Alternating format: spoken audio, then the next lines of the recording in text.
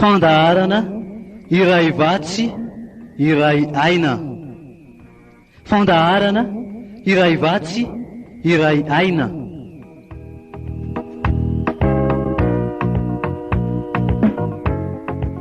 Iarahanao amin'ny mpanompon'Andriamanitra Herliva Razafy Manantsoa.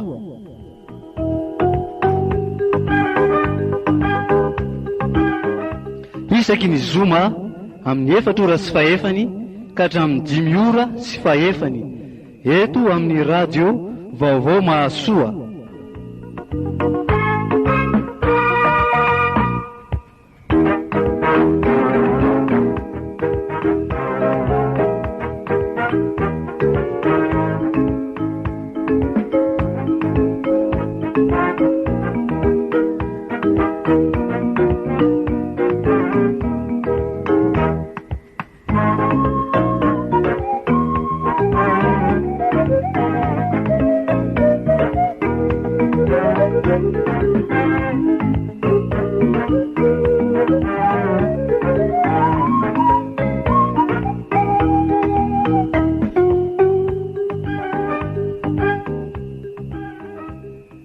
Dia faly miarabantsika rehetra indray mpanaraka ity fandaharana iray vatsy iray aina ity, izay iarahanao amin'ny Herliva Razafy Manantsoa izay manatotosa sy manolotra ity fandaharantsika ity.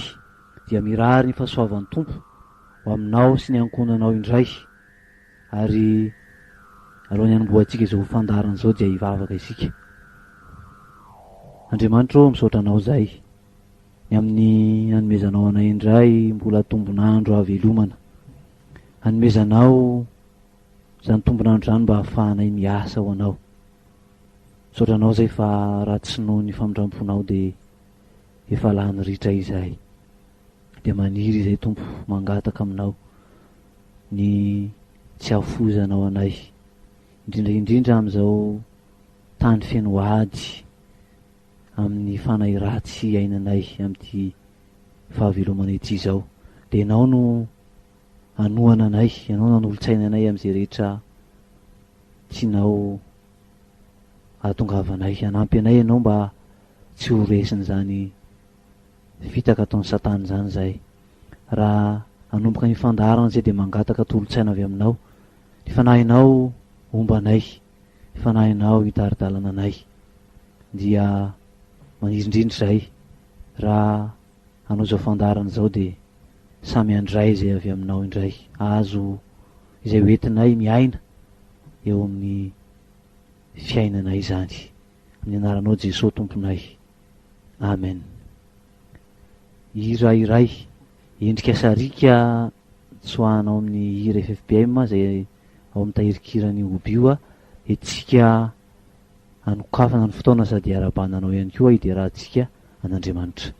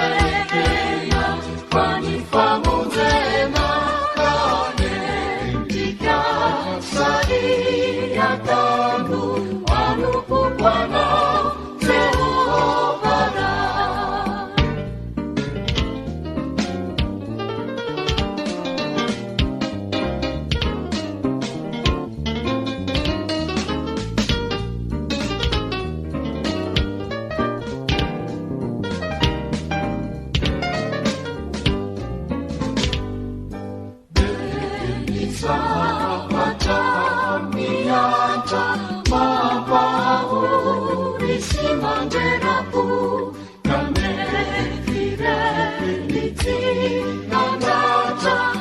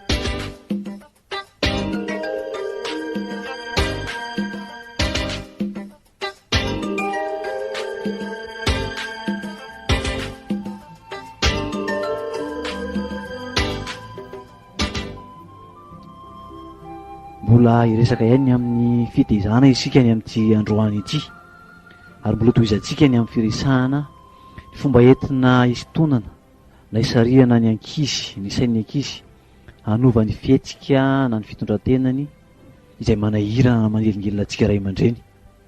Zany misy ny fihetsika, misy ny fitondrantena, misy ny fomba fiteny, zavatra samihafa izay manahirana antsika, manelingelina antsika, indrindra raha tsy mifanaraka amin'ny sitrapon'Andriamanitra ireny zavatra ireny dia ao anatin'ny fomba firesaka tojerevantsika ho toizantsika ny amin'izay hoe ahoana ny fomba entina isintonana ny sainy, isintonana ny finiavany mba hanova izay zavatra tsy mety zay ho amin'ny zavatra izay tiantsika hitondran'ny tena zany sy indrindra araka ny sitrapon'Andriamanitra. Averisika kely ny amin'ny tsy mahatsara ny vokatra andrasana avy amin'ny fanaparam-pahefana sy ny fanasaziana lavana avy amin'ny fanambatambazana izay fomba entintsika amin'ny taizany zanantsika. Mety mbola amin'izao fotoana zao mbola mety mbola hitezanao ny zanakao ihany koa. Hojerevantsika hoe inona no efa hitantsika ny lafiratsin'izay zavatra izay, satria tsy tratra akory ilay tanjona izay tiantsika ho tratrarina raha manapatra fahefana isika na manasazy lava na manampitamby ihany koa eo amin'izay fomba fitezana izay hoe te hanova ny fitondrantena na ny fihetsiky ny zanantsika izany,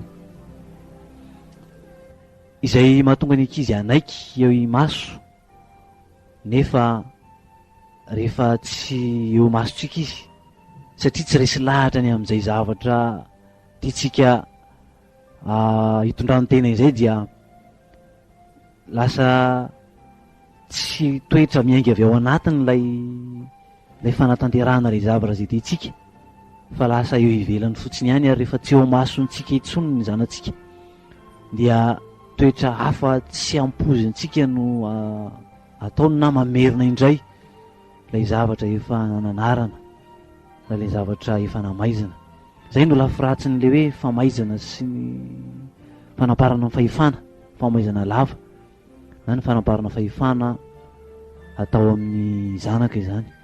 Lafiratsiny hafa koa dia ny fanoherana, ny famaliana na ny fiarovan-tena asetriny noho izay fanapara-pahefana izay, ary izay no mbola entina isariana antsika hoe tsy dia tsara loatra ny mitaiza ny ankizy amin'izay zavatra izay. Ary mbola averiko ihany hoe mety efa nataonao zany ary mbola iainanao dia hitanao ny tsy fahombiazany satria dia betsaka no nampiatra izany fomba fitezana izany nefa dia hita hoe amin'ny ankabeazany dia tsy mahomby satria misy ihany tokoa no lafitsarany, misy ihany ny fatafitan'ny hafatra eo anatrehan'izay nefa vitsy dia vitsy, indrindrandrindra amin'izao fotoana zao izay mahasarotra ny fitezana dia matetika manohitra reny zanantsika ireny, tsy mety manaiky arak'izay fitondrantena na fihetsika izay eken'ny fiarahamonina indrindra mifanaraka amin'ny sitrapon'Andriamanitra izany. Ny tanjona isika dia izao, ny ananany zanantsika ny antsoina amin'ny teny frantsay autodiscipline zany, azo adika tsotsotra fa tsy de tena mahadika azy loatra, hoe faiza mifehtena na fahatsapatena samy irery, zany hoe miainga avy ao anatiny zay fahatsapatena sy faiza mifehtena izay, mba tsy hanelingelina ny hafa, tsy hanelingelina ny manodidina azy indrindraindrindra.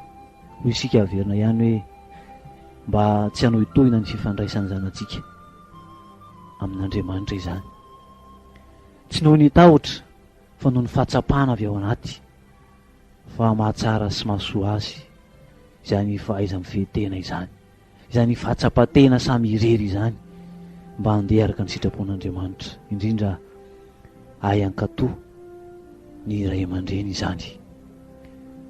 Tsy noho ny tahotra fa noho ny fahatsapana ihany koa, fa tsara Andriamanitra izay nahary azy, ka mila maneho izany fahatsaran'Andriamanitra izany izy eo amin'ny fihetsiny, eo amin'ny fitondrantenany rehetra.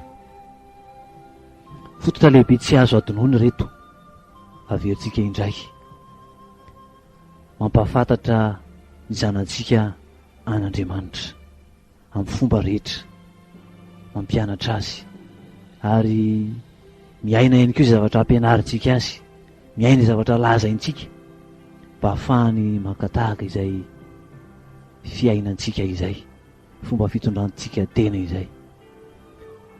Ialana ny fitenenana mandratra, ialana ny fitenenana mitsara, ialana ny fitenenana manameloka sy manambany ny zanantsika, na dia eo amin'izay zavatra hita fa fitondrantena manelingelina sy manahirana antsika aza izany.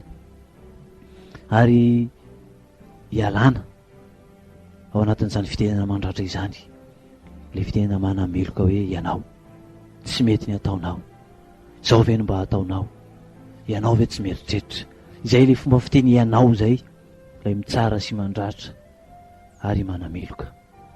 Fa fitenenana vaovao zay hoentintsika mifandray amin'ny zanantsika na amin'ny manodidina antsika dia izao, ny hoe izaho na ny hoe aho.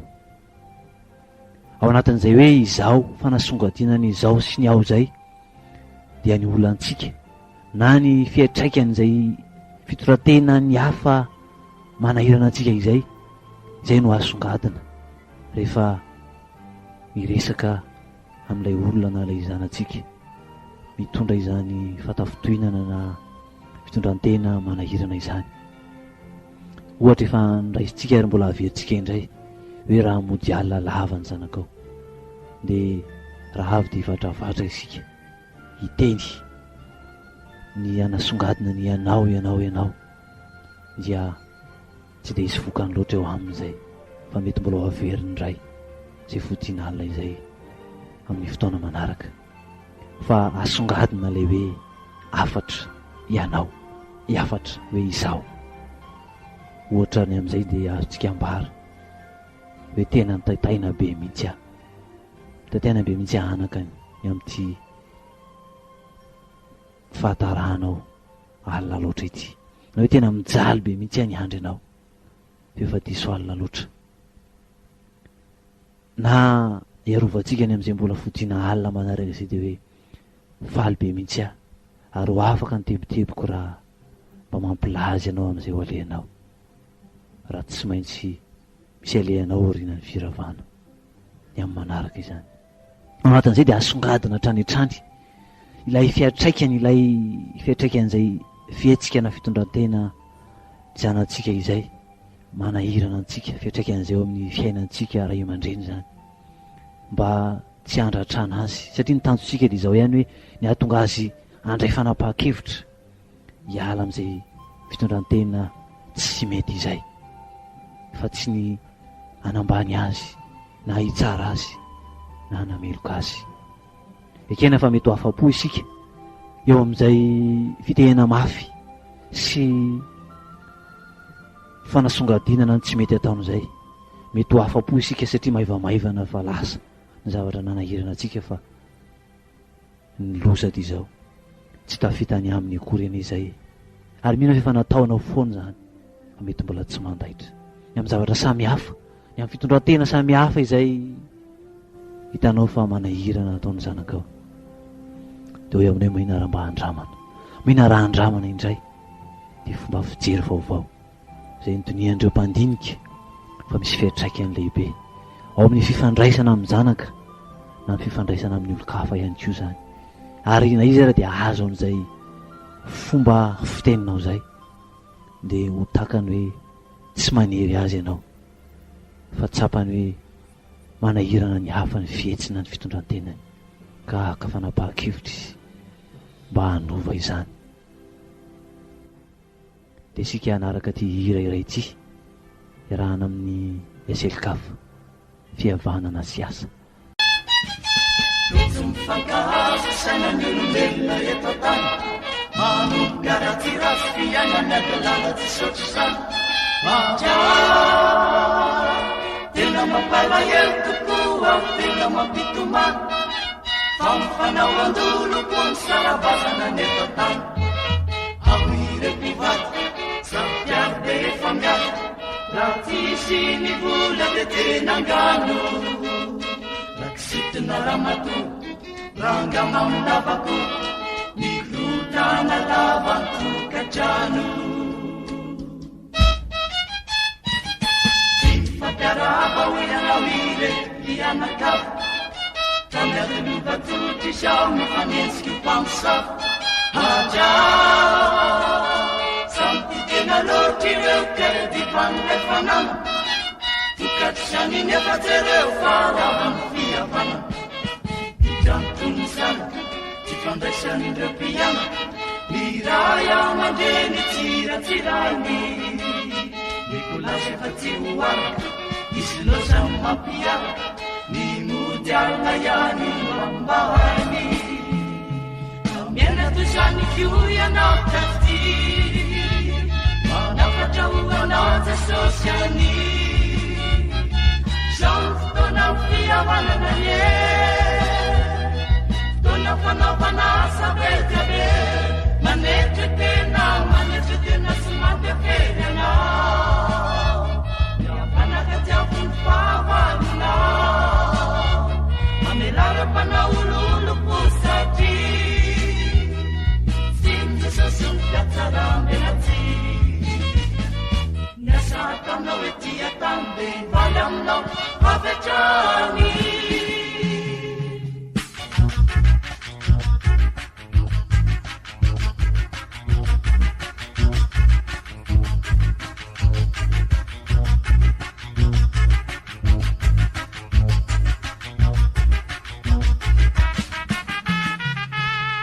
Nifangaty teo ny mason'ireo mpinamana, raha vao nifankahity izy ireo dia tsy nifandrahitana.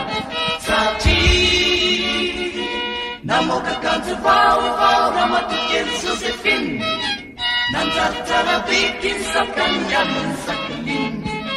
Fialonana ny namana manimba ny fihavana, aleo dia ambara fa tsy afenina. Ny fitiavan-tena tsy mba fahendrena, ka lanjalanja mba tsy onelina. Mety mpiara-monina indray tsy mifandray hatramy say, raha vao nifankahita tava ny fanompo amin'ny fasavasa. Satria zay ny atsetsiny atsy fa mivoaka amin'ny sasak'alina, nefa ny sainany hoe fa ratsy tsy mba olona normalo. Isikiako vava tokony mba hiava, na injena asa tena mahay mamela. Mandrindra ny fihavana, ny fifankatiavana, izany no asa katsazovela. Na miaina toy zany koa ianao taty, manafatra ho anao Jesosy any. Zao fotoana fihavanana ye, fotoana fanaovana asa be dia be, manetry tena sy mampiafery anao. Miavanaka tiavy ny fahavalonao, mamelara-panao ololoko satria tsy Jesosy ny mpiatsaram-belatsy. Niasa tana tia tam de ivaly aminao avatrany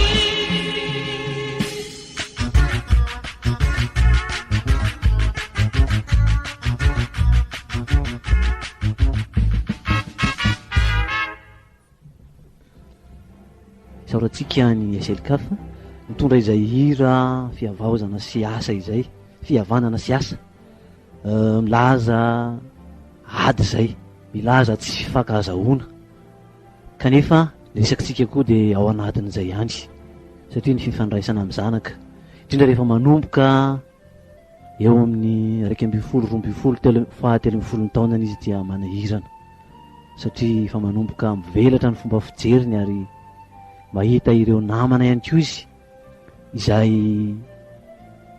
mitovy taona aminy izay mety ho manana fahalalahana kokoa mihoatra ny fomba fitondrantsika azy ary dia miteraka ady ao anatin'izay noho ny fomba fifandraisantsika aminy amin'ny fomba fitenitsika eo amin'izay fomba fitezana izay efa hitantsika tany aloha tany fa sady tanjotsika raha teo ny hoe ananany ankizy an'izay hoe autodiscipline izay fa iza mifetena ho isika samy irery na fahatsapatena mba andeha amin'ny izay fitsipika hifanarahana na heverin'ny fiarahamonina ho mety indrindraindrindra izay ny zavatra faratapo indrindra eo amin'ny hoe fomba fitondrantena antsika zany na ny zanatsika hoe mifanaraka amin'ny sitrapon'Andriamanitra ve zay zavatra izay satsia ary miainga avy ao anaty izay faiza mifetena sy fahatsapatena andeha amin'izay hoe fitsipika hifanarahana izay zay no tanjotsika manao izao loha hevitra izao mbola toy an'ilay hoe mba ny ananana zanaka endry ary io le afatra hoe izao na ao io no ampiasaina hatrany rehefa miresaka amintsika rehefa te hitarika azy hanova ny fietsiny na ny fitondrantenany tsy mety tsy voatery ahomby hatrany anefa izy io tsy voatery ahomby matetika amin'ny zavatra mbola tsotsotra dia manaiky izy hanova izay fomba fitondrantenany tsy mety izay fa rehefa hitany izay hoe tombotsoany lehibe ao anatin'izay hoe hevitra tiano apetraka izay na zavatra tiany atao rehefa hitany ny tombotsoany ngeza be ao anatin'izay dia tsy moramora aminy mandray an'izay hoe inona no fiatraikany eo amin'ny fiainantsika ray aman-dreny izay tsy hitan'ilay hoe mankarary atsika na hoe inona ilay zavatra lafiratsy ny ateraka izay zavatra mety ho ataon'izay fa ny zavatra hitany dia ilay tombotsoany ao anatin'ilay zavatra tiany atao ary rehefa tonga eo amin'izay dia misy zany ny fizirizirina itsika ray aman-dreny mizirizira eo amin'ilay hevitra izy ihany koa mizirizira eo amin'ilay hevitra na zavatra tiany atao dia tsy maintsy miroso amina zavatra hafa isika satria efa hitantsika fa tsy mety ny manao didiko fe lehibe tsy mety ny manapatra ny fahefana satria atentsika ray azontsika ananantsika ray aman-dreny fahefana ny manakana anjanantsika tsy hanao zavatra iray nefa tsy indritsika hatrany fa tsy hitarika azy mihitsy izay anova ny fitondrantenany na ny fietsiny na izay zavatra tiany atao fa vao maika mahatonga azy amerina indray izay zavatra izay aoriana indray manaiky izy rehefa terentsika tsy hanao an'izay nefa dia izao hiverina indray izay amin'ny manaraka dia mifandriritra eo foana isika ray aman-dreny sy ny zanantsika izany ahoana ary zany hoe inona ilay dingana tokony atao amin'izay hoe firisoana lalindalina izay lasa samy manana olana izany na isika ray aman-dreny na ilay zanantsika zany hoe zao zany no fipetraka n'ilay zavatra misy hevitra na zavatra anankiray tian'ilay zanantsika hatao na mety efa hataony dia isika manaka anazy maneho an'izay hoe zao ny fiatraikan'izay zavatra tiany atao zay na efa nataon'izay eo amintsika ray aman-dreny zany na eo amin'ny fifandraisany amin'Andriamanitra. Izy nefa tsy mahita an'izay zavatra zay hoe tsy mety, fa manana ny azy izy, misy tombontsoa hitany ngeza be ao anatiny ao hoe izy zay, satria tsika ray aman-dreny efa mahita hoe izao ny akony zay zavatra izay na zao ny lafiratsiny zavatra izay. Tsy vahaolana koa nefa izy tsika ny didiko fe lehibe hoe ity tsy maintsy atao satria izao ny lafiratsiny. Maizina aminy mantsy matetika ilay fanazavantsika, tsy hitany mihitsy hoe aiza ho aiza marina zany zavatra tiantsika apetraka izany, ary tsy hitany ny zany lafiratsiny zany fa ilay tombotsoany no misongadina mandrakariva. Evitantsika zany hoe tsy avela akory izy anatanteraka izay satria efa hitany tsy fetezany, nefa tsy azo atao ihany koa ny manao ditsiko fe lehibe hoe mijanony ianao fa tsy mahazo mahatanteraka izay. Tsy maintsy vahana nefa ny olana fa tsy afaka mijanona fotsiny amin'izao sika. Tadio hatrany ilay tanjona fa nitariana ny sainy mba hanova izay fomba fijery, ilay izay fomba fihetsika, ilay izay fomba fitondran-tenany zay no tanjontsika, ary ahatsapany samy irery, andraisany fanapaha-kevitra samy irery fa tsy mety tokoa ny ataony, ary dia ho lasa toetrany zay ao anatiny ao, dia manana ilay amin'ny antsoina amin'ny teny frantsay hoe autodiscipline izy amin'izay. Vahana ny olana, ahoana no atao amahana izay olana izay. Zao ny zavatra ngeza be ao anatin'ity famahana olana ity, miara-mitady vahaolana iraisana ny ray aman-dreny sy ny zanaka, ary tsy maintsy miresaka, tsy azo atao akatezerana na atao botolo fotsiny zany famahana olana izany, fa tena resaka fifanakalozana mba ahafahana mijery ny vahaolana izay tsy efarana ny fahavoazana zany. Tsy isika ray aman-dreny fotsiny no hanome izany vahaolana zany hoe reto zany ny vahaolana ka dia mifidiany ianao, na hoe izy rery fotsiny no ilaza izay heviny na izay hitany, fa iarahana mitady ny marimaritra iraisana, mitady ny marimaritra iraisana. Betsaka ny milaza fa tsy dia tsara zany marimaritra iraisana zany fa manimba zavatra. Eo amin'ny resaka fitezana no resahantsika eto, tsy mijery izay lafy ny hafa isika fa ny fifandraisany ray aman-dreny sy ny zanaka, mba tsisy hitondra alahelo na ilay zanantsika, na atonga azy ho tezitra ka hanimba ny fifandraisany eo amintsika. Na isika ray aman-dreny ihany koa mety ahita izay voka-dratsiny izay raha ohatra avela anatanteraka izany fotsiny izy, fa tsy maintsy apetraka izay marimaritra iraisana izay mba tsy hisy ny ahatsiaro ho resy na natsiaro ho nandefitra kanefa ao anatiny ao mbola ilay tombotsoany ihany no hitany. Toa jerevantsika raha nidingana arahana ny amin'izay hoe fomba famahana olana azy amin'ny fiarahana mitady vahaolana iraisana izay. Samy manana olana zany na ny ray aman-dreny na ny zanaka na ny ankizy na ilay tanora eo amin'izao dingana rahantsika izao. Ray aman-dreny manana olana eo anatrehan'ilay zavatra tian'ilay zaza atao na ilay tanora atao. Ilay tanora ihany koa manana olana eo amin'izay mety ho fiatraikan'izay eo amintsika ray aman-dreny, fa nasongadinantsika ilay hoe izaho dia manana olana ihany koa isika. Le reto misy dingana anakefatra izay tsara raisina raha ohatra manana fanoratana ianao, satria sao dia adinontsika ny manatanteraka azy. Misy dingana efatra reto izay azo atao eo amin'ny famahana olana. Inona mety olana dia mety ho azonao ampiasaina ny amin'ireto dingana efatra ireto. Voalohany dia izao, inona avy ireo olan'ireo, na ny olantsika ray aman-dreny zany na ilay olan'ilay zaza. Samy laza ny olany, samy laza ny olany avy na ilay ray aman-dreny na ilay zanaka.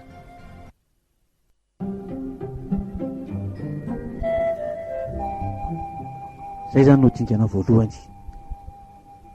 Inona avy ireo olan'ireo? Samy laza ny azy, na isika ray aman-dreny na ilay zanantsika izany. Ary rehefa hita avokoa ireo olana samihafa, mety ho maromaro, dia miroso amin'ny dingana manaraka indray. Inona avy ny vahaolana azo raisina amahanan'ireo olana samihafa ireo? Inona avy ny vahaolana? Samy laza ny heviny, na ny ray aman-dreny na ny zanaka. Samy laza izay vahaolana mety sy azo amahana ity olana ity. Ambarantsika hatrany fa tsy ny anankiray ihany no milaza izay, fa tokony samy aneo ny heviny mba ahafahana mijery ilay vahaolana ilay marimaritra iraisana rehefa avy eo, mba tsy hisy anana alahelo ary tsy hetraika any amin'ny fahavoazana rehefa avy eo. Dingana fahatelo dia izao: rehefa hita ireo vahaolana ireo dia manao ahoana avy ary ireo vahaolana tsirairay ireo? Manao ahoana avy ireo vahaolana tsirairay ireo? Iza no tsara ka tokony ho raisina? Iza no vitsy lafiratsiny eo amin'izay vahaolana izay? Ary dia mifanaraka dingana faefatra, dia mifanaraka ny amin'izay vahaolana azo raisina izay no rotonta. Samy mijery hoe ity no tsara raisina, ity no tsy dia misy fiantraikany ratsy, efa tsy mampalahelo ihany koa ny andaniny zany. Vahaolana hifanarahana, tsy misy anankiray afaka ametraka fotsiny tsy maintsy ity, fa tsy maintsy hifanarahana zany mba hatonga ny rotonta mba tsisy hatsiaro ho resy teo amin'izay zavatra izay. Tsy hoe ny resy sy ny mandresy no problematsika, no olantsika, fa ny ahafahana mijery vahaolana iraisana, tsy hafarany amin'ny fahavoazana nefa tsy hiteraka alahelo ihany koa eo amin'ny zanantsika zany. Asa raha varinao tsara izay dingana efatra izay ity famahana olana ity. Misy ny olana ary samy manana ny olany, na ny ray aman-dreny na ny zanaka. Ary izay matetika ny olantsika ny olana mipetraka eo amin'ny resaka fifandraisana ity. Ny ray aman-dreny ihany no milaza ny azy, izao no olana, tsy mety io fa zao no tsy mampety azy. Fa adintsika hoe ilay zazakoany, ilay tanora koa manana ny fomba fijeriny an'ilay zavatra, dia manana ny heviny izy, ary raha pepotsika fotsiny izay heviny izay dia tsy mahatsiaro fivelarana izy, tsy mahatsiaro fahafahana izy, fa leo miresaka ambony latabatra jerena. Inona avy ara-ny olana? Aiza avy ara-ny vahaolana azo raisina? Manao ahoana avy reto vahaolana tsirairay avy reto? Iza no tsara ary hifanarahana izay vahaolana azo raisina amana ilay olana. Ary tsy amin'ny zavatra voatokana ihany no azo amahana an'izany olana, fa inona olana no fifandraisantsika amin'ny zanantsika dia zava-dehibe ny hifanarahana, iresahana toy izany. Zavatra marintsika dia zao hoe samy milaza ny olana tsirairay avy, ny ray aman-dreny na ny zanaka, ary samy manome vahaolana ihany koa avela izy ilaza ny heviny, fa mety sy ampozintsika, fa mety ilaza vahaolana tsy takatra ny saintsika izy entina mahana an'izany olana izany. Tsy azo tsintsinyavina intsony ny ankizy, indrindra rehefa miroso eo amin'izay manomboka eo amin'izay hoe taona ny fahatanorana izay, fa manana ny heviny izy ary mila mifanakalo eo amin'izay hevitra izay, ary hifanarahanao isika ilay vahaolana ho raisina mba tsy handeha ila fotsiny zany. Eo am-pandinihana izany dia angataka ny miala raha koto mamonjy tsika anao lahira hoe dinio ny tenanao.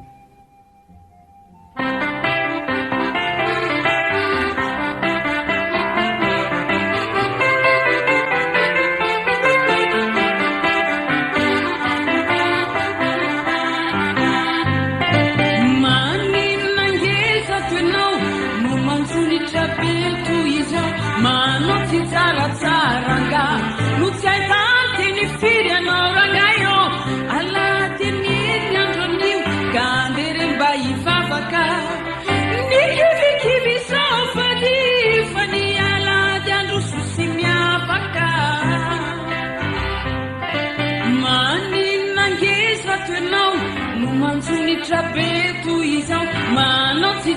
tsaranga no tsy aitanteny firy anao rangayo aladianiny andronio ka andery mba hifavaka nikivikivy sao fady fa ny alady andro sosy miavaka maninona mora lahady ary mba kely iza tsy izy azafady raha izay anao indray raha mato dia hataona ho an'ny marina mo fa nga ny fotoana reny anareo nefa vola variko mankaleo tsy mba hitako izay fiovahana fa makahaza mitombo ny adalahana fa onoarangay lazao aiky fa tena tsy azony saky ho velively inony ty mampitrotrotranao matonga anao hivatravatrato izao mivavaka vedy andany fotoana nenao satrinao anao hodo mifona ary noe tsy misy fiovana misy tsy azo ka ilaky fanazavana mianao ry ahy mana fitohinany namanareo izay izavena milazo mpivavaka nefa jereo mivavakizy mifanenjika sy mifanaraty ny maro aza mody asoiny sotasy fomba ny olombelona za baiboly vingitiny zanalahady nao afa tsy maninona ge kanefa ny toetra de hita tsy miady miseho azy ho masina be fahendrena kanefa njaka ny fitiavantena zao kosary orangayo disinao teniny tompotsy mba fantatrao tsy tonga iantsony marina izy fa ny mpanokana lehibenangy izy tsy misy tanteraka raha eto antany tsy anjely fambolo olombelona ihany miomana andezatsy izy fefambononao daholo ny ankizy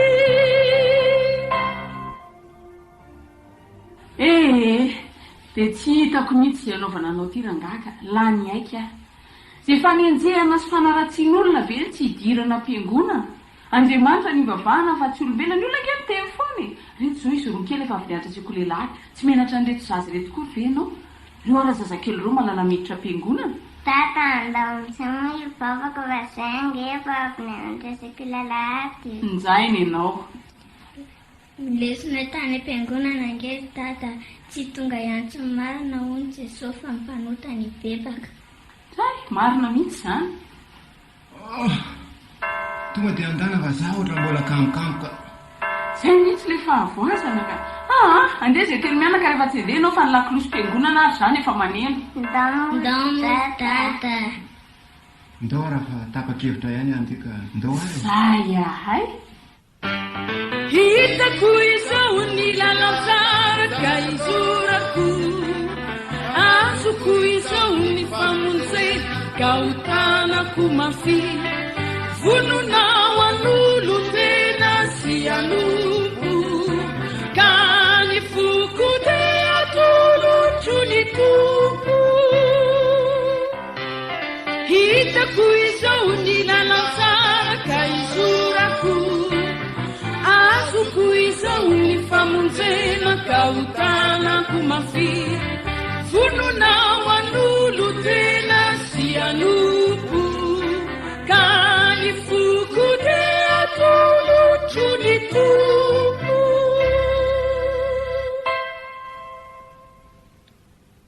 narahanao tsara angambozay ady hevitra teo amin'izy mivady zay ary resaka zay noresantsika dia afaka mivelatra hatrany amin'ny fifandraisana ny mpivady fifandraisana amin'ny manodidina antsika rehetra na ny mpiara-miasa izany na zay olona mifandray sy mifanerasera amintsika fa ity fifandraisana ity no manimba hatrany ny fihavanana sy ny fiarahamonina satria rehefa tsy mahay mifandray isika dia simba izany fifandraisana zany. Ary ny tena manimba azy dia ity afatra hoe ianao lava ity, manasongadina hatrany ny tsy mety ataon'ilay olona nefa izay tsy mitarika azy hanova ilay fitondran-tenany, fa mahatonga azy haro tena, mahatonga azy hanohitra, mahatonga azy tsy handray fanapahakevitra hoe tsy mety zany atao zany. Fa raha miresaka sika dia zao hatrany ny tanjona hoe tafita ny afatra ary iny ilay olona fa handray fanapahakevitra, hiala amin'izay tsy mety ataon'izay, handray fanapahakevitra satria mahatsapa fa manelingelina ny hafa izay fihetsika na fitondran-tenany izay. Fa mbola ao anatin' ny resaka sika izao hoe inainy koa ny zavatra hafa mety mahatonga ny ankizy, mahatonga ny tanora tsy ety handray fanapahakevitra, anova ny amin'izany fitondran-tenany tsy mety zany, na atsotsika matetika hoe mahaditra ny ankizy, atsotsika mantsy hoe mahaditra rehefa tsy mifanaraka amin'izay heverintsika ny zavatra ataony, na tsy mifanaraka amin'izay zavatra tiatsika ampanaovina azy zay zavatra tiany atao zay, ka miziriziry amin'izay izy teo sika hoe mahaditra. Tsy azo bangona tsotra toy izany hoe mahaditra ny ankizy, fa zavatra tsara asongaditsika dia ny hoe fomba fifandraisantsika ihany koa mahatonga azy mijanona ao anatin'izay heverina ho ditra izay. Ny ankapobeny tsy dia tena mahaditra ny ankizy fa manana ny heviny izy ary mila mifanakalo eo amin'izay hevitra izay mba hahafahana mijery izay tsy ahasimba ireny taranantsika ireny any amin'ny zavatra izay heverina ho mety nefa fantatsika fa tsy mety, ary indrindra tsy hiteraka hatezerana sy alahelo aminy ka hatonga azy maika hifatratra any amin'izay faharatsiana izay noho ny tery vaimanta sy ny didiko fe lehibe izay ataontsika ray aman-dreny. Hijeritsika ary ina ihany koa ny zavatra fomba fihetsikatsika ray aman-dreny mahatonga ny ankizy tsy haka fanapahakevitra, anitsy na hanova na hiala amin'izay fitondran-tenany tsy mifanaraka amin'ny fomba fijeritsika izay. Dia ny fahatezerana izany, ny fahatezerana, inona marina moa ity fahatezerana ity ary ahoana no mahatonga azy? Satria rehefa tsy mifanaraka amin'ilay tiatsika atao, tsy mifanaraka amin'ilay fomba fijeritsika ny zaza dia tezitra isika, tezitra dia manapatra izay fahatezerana izay ary mirehitra mihitsy izay fahatezerantsika izay. Ho jerevantsika hoe avy aiza marina ity fahatezerana ity ary mamaolana tokoa ve ny fahatezerana eo anoloan'izay hoe tanjotsika dia izao foana, raha tezitritsika dia izao ihany koa hoe ny any eo amin'ilay zaza fa diso izy ary tehiteny aminy hoe hovay izao ataona izao fa tsy mety. Izay ny tanjotsika rehefa tezitra isika, fa nefa tafitany amin'izay tanjotsika izay ve isika rehefa mirehitra ao anatintsika izay fahatezerana izay. Fahatezerana, inona marina ity fahatezerana ity? Hoy ireo mpandinika, na isika ary dia afaka mijery an'izay fa fihetsem-po ny fahatezerana. Fihetsem-po io ary rehefa tezitsika dia entsika mitrotrotra mihitsy any anatintsika any, mafana be any anatintsika any, trotra. Ary ireo mpandinika hoe efa nisy fihetsem-po hafa ihany koa ny seho mialohan'io fahatezerana io, izay vao tonga ao amin'ity fihetsem-po ny fahatezerana ity isika. Izany hoe ny fahatezerana dia tsy inona koa fa fihetsem-po io, tezitra isika. Ary mialohan'ny hatongavan'io fihetsem-po ny hatezerana io dia hoy ireo mpandinika efa misy fihetsem-po hafa ihany koa miseho mialohan'ity fihetsem-po ny fahatezerana ity. Ahoana ny amin'izany? Rehefa tezitra ny olona iray dia efa misy fihetsem-po hafa mialoha io fihetsem-po ny fahatezerana io izay vao tonga io fahatezerana io. Nditsika haka ohatra, raha mampianatra ny zanakao ianao, zanakao mbola kelikely, mampianatra marika tsotra marika mbola hitantsika fa tena mora sy tsotra mampianatra ny zanantsika isika ny amin'izay marika izay. Tsy azony mihitsy le izy, miezaka iny ianao manazava azy, tsy azony mihitsy le izy. Ary rehefa miezaka manazava hatrany an-trany ianao, tsy mety azony le izy, de tezitra ianao avy eo, tezitra ianao. Izany ve de mbola tsy hay foana fa tsy mieritreritra mihitsy, de avy eo tsika de mamatratra, tezitra be, mirehitra ny atezerantsika. Fa ny alohany nahatongavana io fahatezerana io de zao, mety efa nisy tahotra tao anatintsika tao, matahotra tsika. Ahoana mety ho fipetraka izay tahotra izay? Zao ny eo iahintsika hoe anao ahoana re no avy zanako ty ny amin'ity taranja marika ity, na hoe anaona anie no avin'ity zanako ty eo amin'ny fianarana, fa efa zao ve ny fanazavana ataoko, inona ny tsy efa nataoko? Mbola tsy azony ihany le izy. Matahotra tsika zany miahy ihany amin'ilay ho avin'ilay zanatsika. Zay no fihetseham-pontsika voalohany eo anatrehan'izay.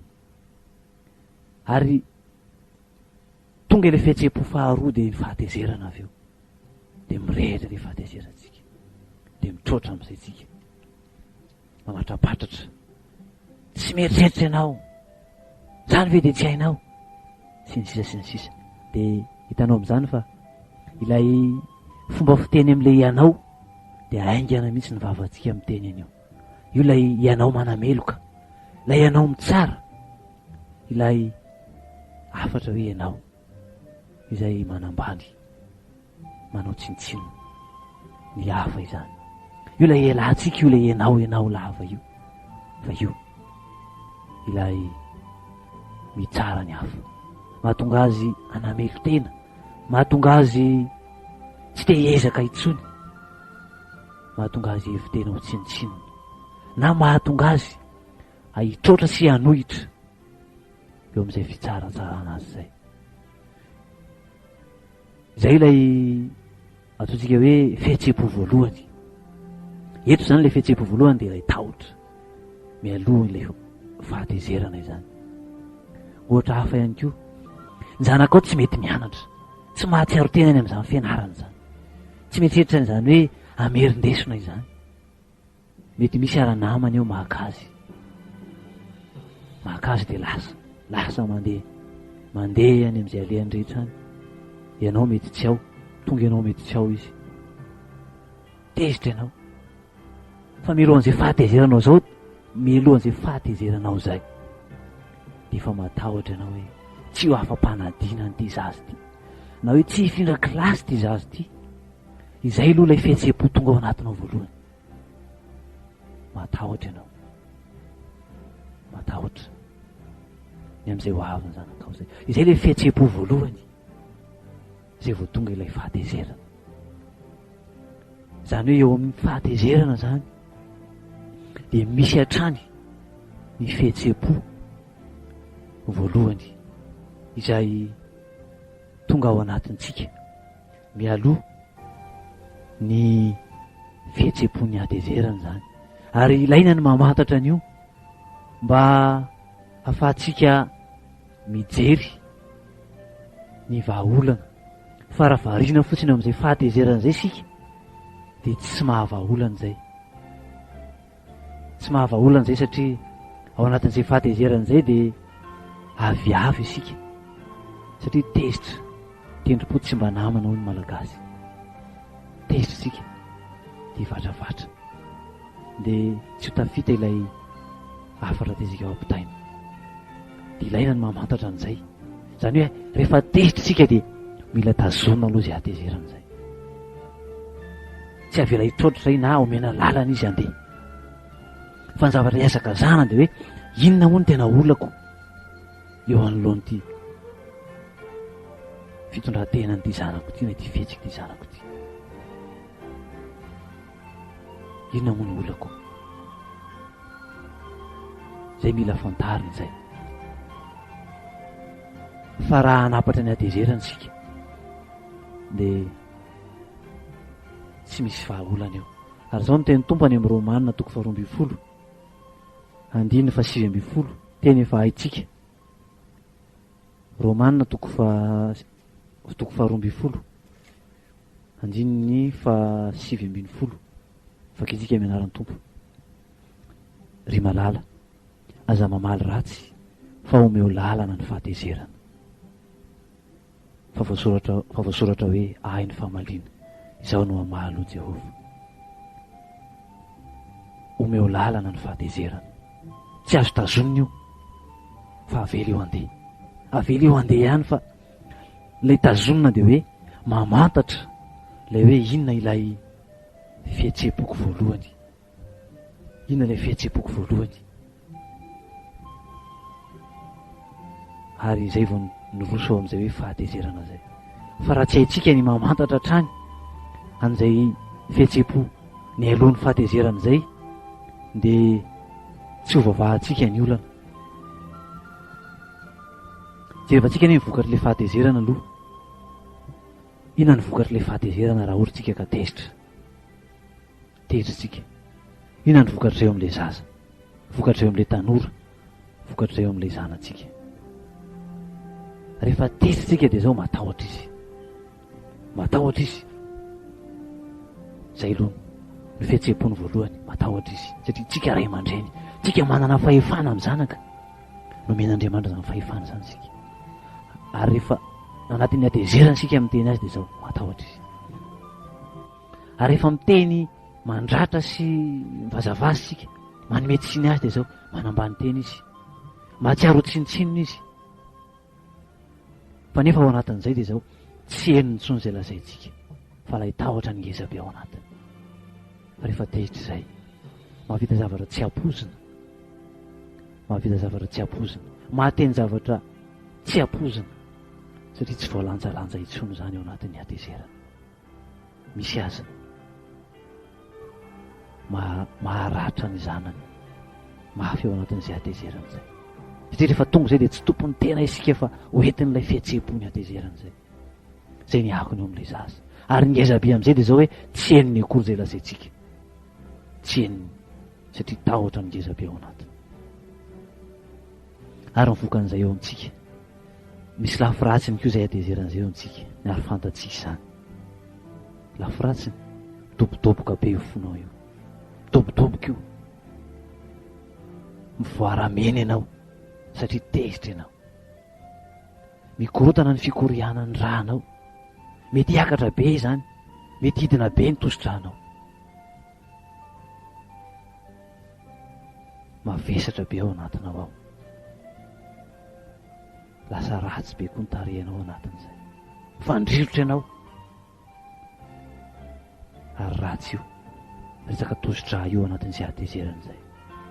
Ary eo mety hahavita zavatra tsy ampozina sika, na amin'ny fitenenanao fa voalaza teo, na eo amin'ny fihetsika, satria mety haharatra ny zanantsika isika. Nefa tsy izay mihitsy no tiantsika atao, ary tsy izay ny tanjontsika.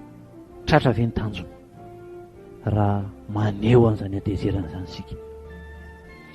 Izao ny torohevitra, mitady, mijery ilay fihetseham-po voalohany mialohan'ny hatezerana.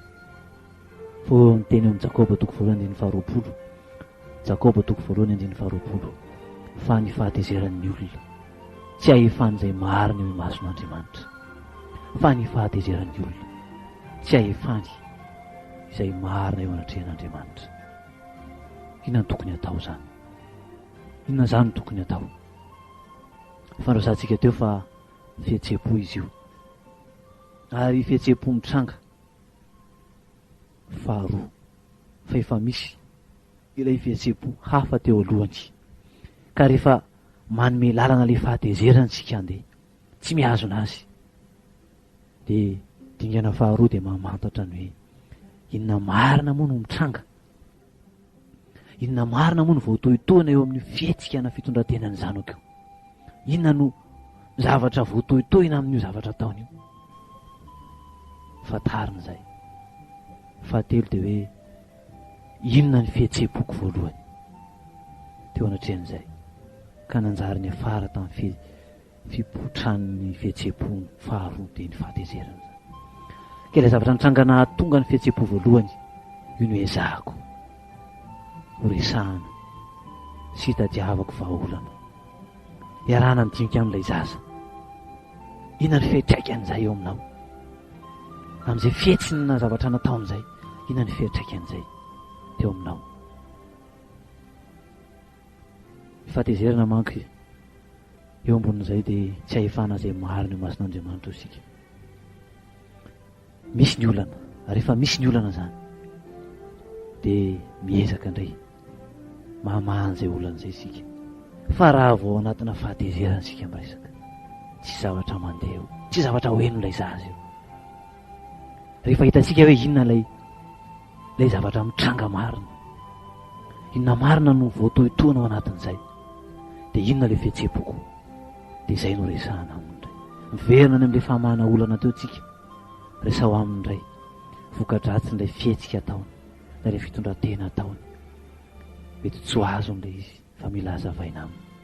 Dia amin'izany dia tsy mahazo manome tsiny amin'ilay fomba fiteny isika hoe enao fa zao anatin'izay ilay zahotra no nampiasaina. Izany hoe ilay fihetseham-po voalohany teo alohan'ny fahatezerana ezahana asongadina ao anatin'izay ilay hoe izaho. Dia miverina any amin'ilay resaka voalohany indray tsika, any amin'ilay fomba famahana olana. Zao ny olana, zao ny fiantraikany, zao ny lafiratsy. Jerevana hoe inona ny olana, inona ny vahaolana, inona ny vahaolana azo raisina indray nindrian'izay olana izay. Maka fanapahan-kevitra izy, miara-mijery vahaolana aminy isika, dia mijery inona marimaritra iraisana indray.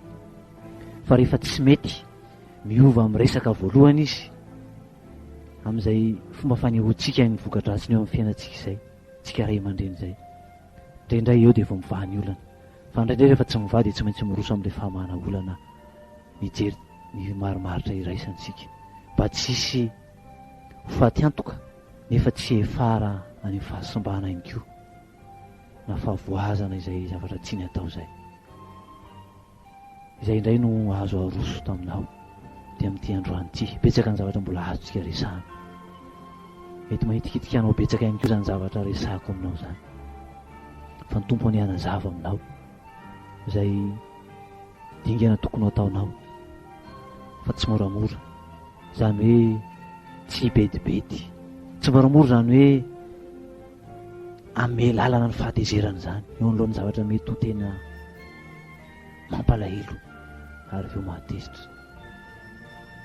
Fa io lay fihetseham-po voalohany io dia mety ho alahelo io, mety ho fahadisom-panantenana io, mety ho tahotra io. Izay no mety ho tranga voalohany, fa nefa ireny dia mila ifampiresahana mazava tsara amin'ny zanaka izany. Mbola izahantsika ho tohizana ny amin'izay resaka izay, velarintsika kokoa amin'ny fotoana manaraka mbola sitrapon'ny tompo. Dia izy anie no hitarika ny sainao, hanazava ny sainao, fa na iny izay fanapetrana ao anatinao, hampianatra sy hanazava aminao izay rehetra tiany tompo ampitomboina betsaka ao anatinao tamin'ity androany ity.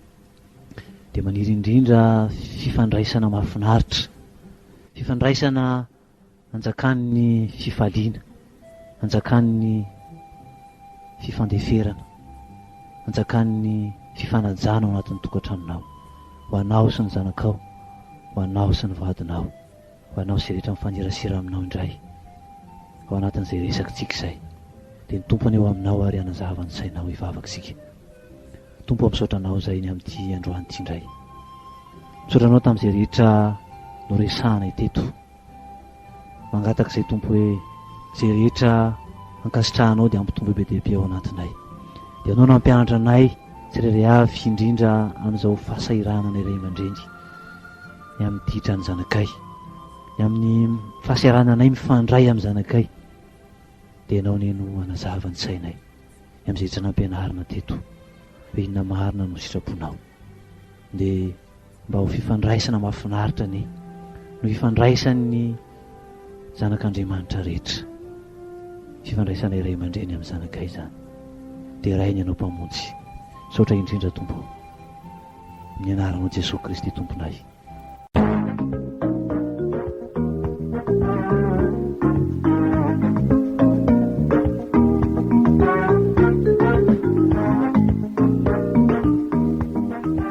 fandaharana iray vatsy iray aina.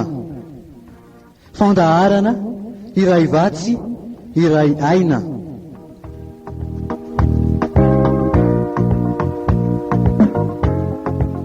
Iarahanao amin'ny mpanompon'Andriamanitra Herliva Razafy Manantsoa.